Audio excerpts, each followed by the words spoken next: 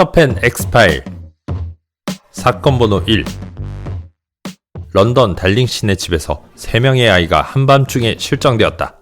목격자의 진술에 따르면 창문을 통해 날아다니는 소년이 마지막으로 목격되었고 이상한 반딧불 같은 존재도 함께 있었다.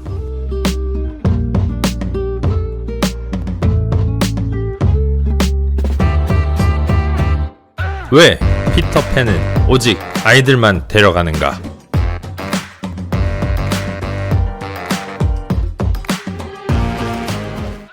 사건이 일어났습니다. 피터팬 엑스파일. 한밤중에 아이들이 실종되다. 아니 그런데 왜 피터팬은 오직 아이들만 데려갈까요? 어른들은 창문으로 못 나가요.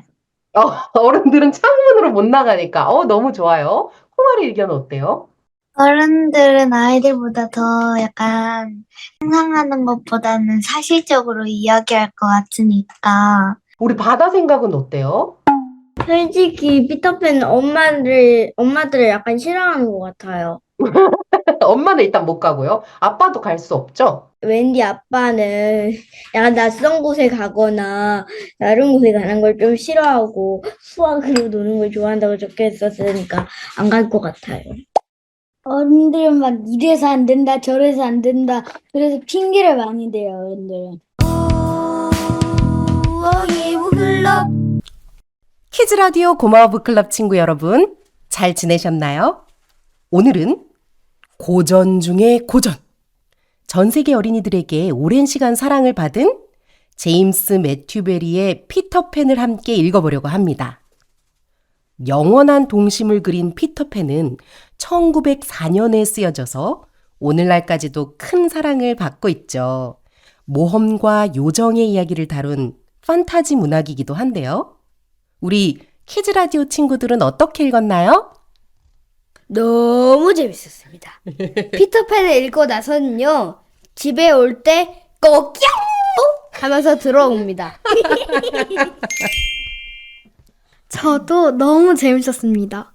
저는 특히 피터팬 책 104쪽에 나온 내용이 제일 재밌었어요. 왜냐하면 그냥 다른 책은 읽기만 하는 것 같았는데 104쪽에 있는 내용은 대화를 주고받는 것 같다는 느낌이 들어서 제일 재밌었던 내용 같습니다. 와, 우리 여러분들, 키즈라디오를 듣고 있는 우리 여러분들, 지약사 아르볼에서 나온 피터팬 104쪽을 꼭 한번 읽어보세요. 참, 저희 부엉이 북클럽 친구들을 부르는 애칭이 생겼다면서요? 바로 부엉지랍니다. 부엉즈. 책을 읽고 주체적으로 자신의 생각을 표현하는 창작 집단. 바로 부엉즈입니다. 너무 멋있지 않나요? 우리 윤희는 어때요? 부엉즈 진짜 너무 좋아요. 제가 부엉즈라는 사실이 진짜 자랑스러워요. 와, 저도 그렇습니다. 지난 5일 동안 고전 속 피터팬을 만나봤는데요. 어쩌면 어린이들마다 각각 만나는 피터팬이 다를 수도 있겠다는 생각이 들어요. 과연 여러분에게 나타날 피터팬은 어떤 모습일까요? 저처럼 음악을 좋아할 것 같은데요. 그리고 처음 만나서 피터팬처럼 장난치지 않고 좀 차분할 것 같아요. 오, 그렇군요. 우리 윤희는 어떤가요?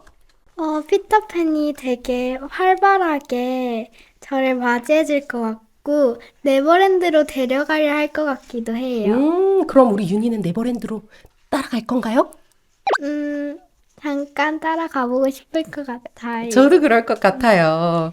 우리 부엉즈도 각자의 개성을 담은 작품을 아주 많이 만들어냈습니다. 나뭇잎과 꽃잎으로 만든 자연산 피터팬, 그리고 찰흙으로 통통한 근육을 만든 운동맨 피터팬, 또 소녀나 동물 또는 새로운 이야기로 재해석한 피터팬 등 부엉즈의 기발한 작품을 보면서 우리 모두 너무 즐거웠는데요. 키즈라디오 홈페이지에 들어가시면 부엉즈의 창작물을 보실 수 있습니다. 꼭 구경해 보세요.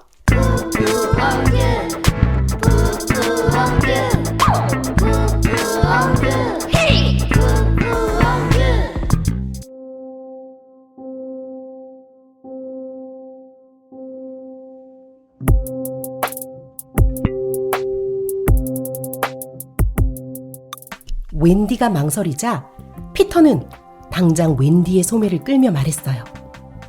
자, 가자. 안 돼. 우리 부모님이 뭐라고 하시겠어? 게다가 난 날 줄 몰라. 네버랜드로 가려면 오른쪽에서 두 번째, 아침이 올 때까지 똑바로 날아가는 길 외에 다른 길이 없거든요. 하지만 피터에게는 좋은 방법이 있었어요. 웬디에게 나는 법을 가르쳐 주기로 한 거예요. 내 동생들에게도 가르쳐 줄래? 왠지 네가 원한다면. 피터가 대답하자 웬디는 존과 마이클을 깨웠어요. 세 명의 아이들은 곧장 나는 법을 배웠지요. 그건 아주 쉬웠어요. 먼저 요정의 가루를 몸에 묻히고 가벼운 것을 생각하기만 하면 됐거든요. 그러면 몸이 저절로 붕 떠올랐죠. 웬디, 존과 마이클은 곧 날아올라 방안을 빙빙 돌기 시작했어요. 와, 정말 환상적이었어요. 나 좀 봐. 날고 있어.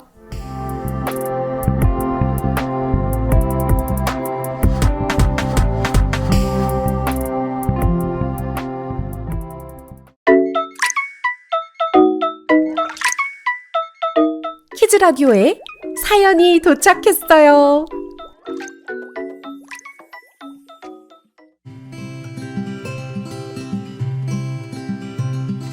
안녕하세요. 스테프 아저씨입니다. 부엉지와 피터팬 책을 읽다가 하고 싶은 말이 생각나서요. 피터팬이 아이들 방에 찾아와 하늘을 나는 방법을 알려주는 장면이었어요. 책에서 나온 하늘을 나는 방법은 아주 간단했지만 아저씨에게는 너무 어려울 것 같았어요. 아저씨 머릿속에는 온통 무거운 걱정거리가 가득해서 가벼운 걸 상상하기가 힘들 것 같아요. 저 같은 어른은 하늘을 날 수 없는 걸까요? 비록 저는 어린이는 아니지만 피터팬과 함께 하늘을 훨훨 날아다니고 싶어요.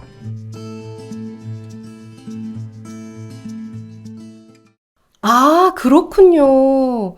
아저씨의 마음과 진심이 정말 잘 전달됐어요.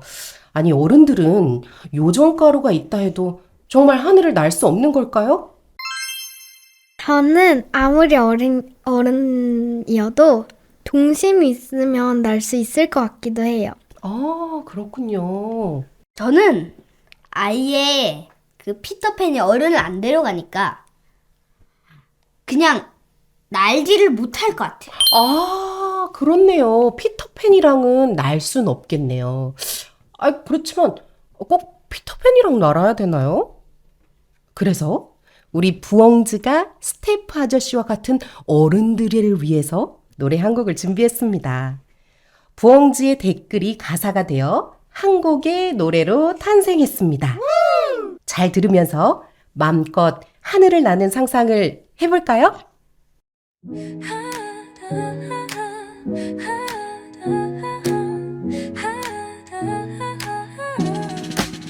하늘을 날게 무거운 나이란 없어. 나이란 숫자일 뿐 행복한 상상만 해봐. 축구대회에서 처음 우승한 날 돌아가신 왕할머니와 다시 만나는 상상. 미래의 꿈을 이룬 자신의 모습을 한여름 밤바다에 누워 게임을 맘껏 하긴. 내가 좋아하는 반찬으로 급식이 나올 때 학교 시간표에 수학이 없을 때 작은 상상만으로도 가벼워질 수 있어. 피터팬처럼 맘껏 하늘을 날아오를 수 있어.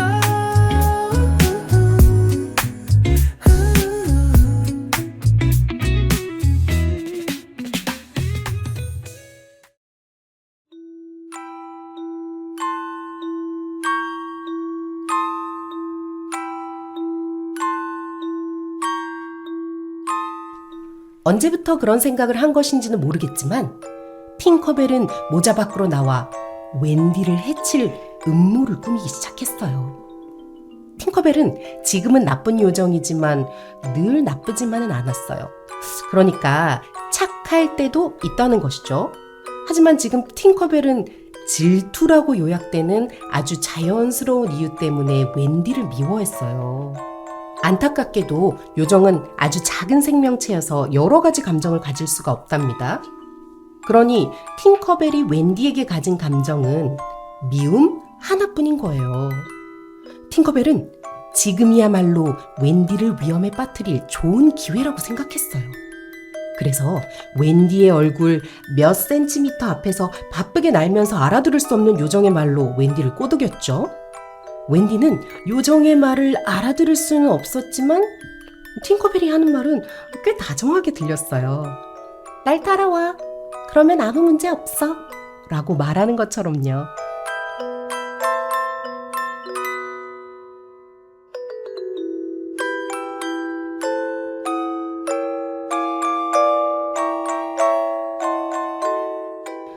작고 귀여운 요정인 줄 알았는데 팅커벨은 질투심이 활활 타오르는 요정이었네요.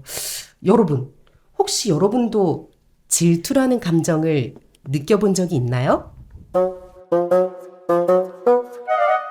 팅커벨 안녕? 나도 그 마음을 이해해. 그래서 맨날 비교하고 그러거든. 네가 질투하는 마음이 생겼잖아? 근데 잘 드는 주문 하나 알려줄까? 피터팬에겐 친구가 많은 게 좋은 거다. 그럼 한번 해봐. 알겠지? 안녕. 팅커벨 반가워.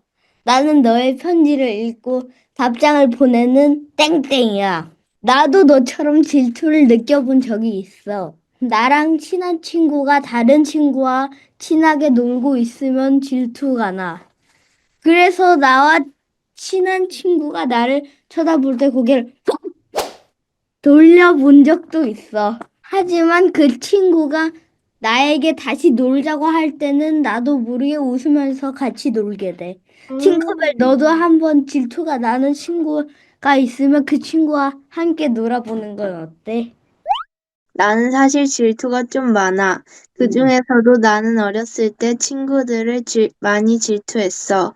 나랑 친한 친구가 다른 친구랑 노는 것 자체가 너무 싫었지. 그래서 나는 그 친구를 차지하고 싶었어. 나만 좋아하게 만들고 싶었거든. 물론 지금은 진짜 많이 고쳐졌어.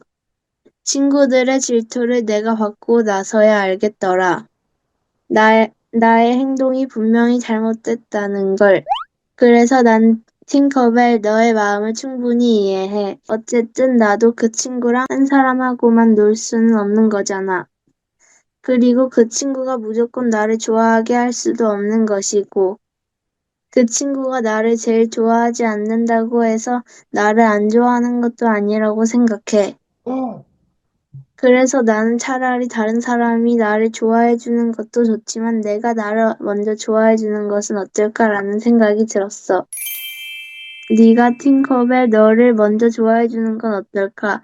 그리고 내 곁에는 지금 피터팬 책을 재밌게 읽으며 너의 이야기를 공감해주는 부엉이 부클럽 친구들이 있어. 그러니까 사랑받지 못한다고 생각하지 마.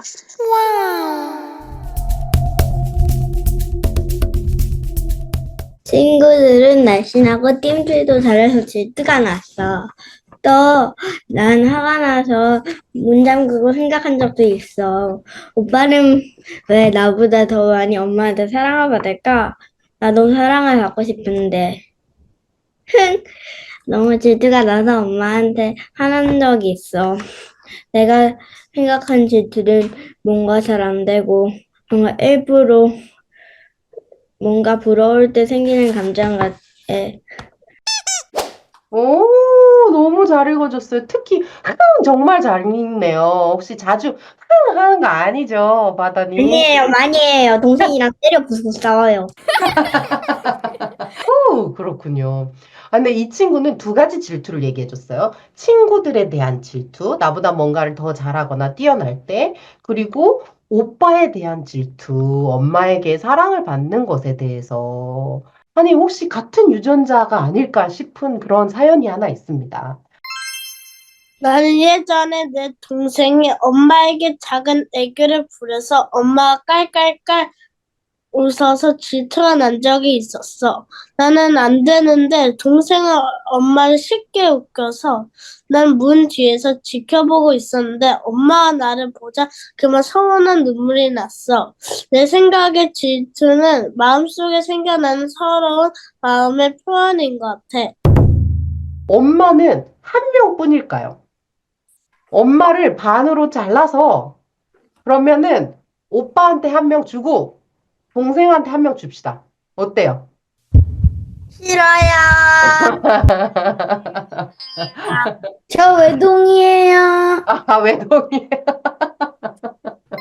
동생이나 형이나 오빠한테 질투가 날 때 어떻게 생각하고 넘어가면은 좋을까요? 조언이 있으면 좀 손들고 해줄래요? 콩아리? 나는 엄마의 자녀니까 엄마는 나를 최고로 좋아할 거야. 이 문제에 대해서 엄마의 의견을 제가 듣고 싶거든요. 혹시 평화공주 엄마 옆에 계십니까? 저희 아이들은 서로 질투를 잘 안 느끼고 잘 지내고 있어서 그죠? 네, 생소한 질문이긴 한데요. 네네. 저라면 나를 중심에 두고 나 자체가 되게 소중한 사람이야 라고 생각하는 마음을 더 마음 깊이 새겨둘 것 같아요. 그래서 동생하고 서운한 마음이 들 때, 아, 지금 나는 소중한 존재인데 잠깐 그런 서운한 마음이 생겨난 거구나. 나는 역시 언제나 매 순간 엄마의 소중한 사람이야 라는 마음을 가슴에 꼭꼭 담아두고 지내면 좋을 것 같아요. 아, 그렇군요. 질투라는 건 누구나 느낄 수 있는 자연스러운 감정이란 걸 알겠어요. 근데 그럼 질투가 불쑥 찾아올 때 어떻게 대처하면 좋을까요? 그냥 가만히 있고 나도 딴 친구들과 놀아요. 네? 저는 침착하게 마음을 다스리면서 그 친구를 이해하려고 노력하고 키즈 라디오를 들으면서 조금 마음의 안정을 찾을 것 같아요. 와, 키즈 라디오를 들으면서 마음의 안정을 찾는다. 너무 좋네요.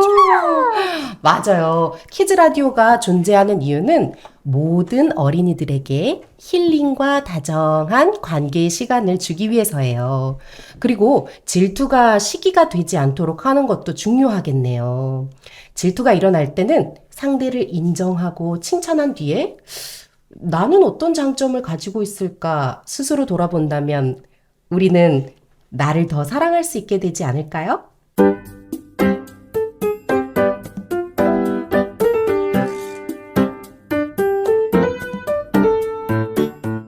팅커벨 덕분에 질투에 대해 생각해 볼 수 있는 기회를 얻었네요. 고마워요. 자, 그럼 과연 위험에 빠진 웬디가 네버랜드에 무사히 도착할 수 있을지 우리 다음 시간에 만나볼까요? 따봉!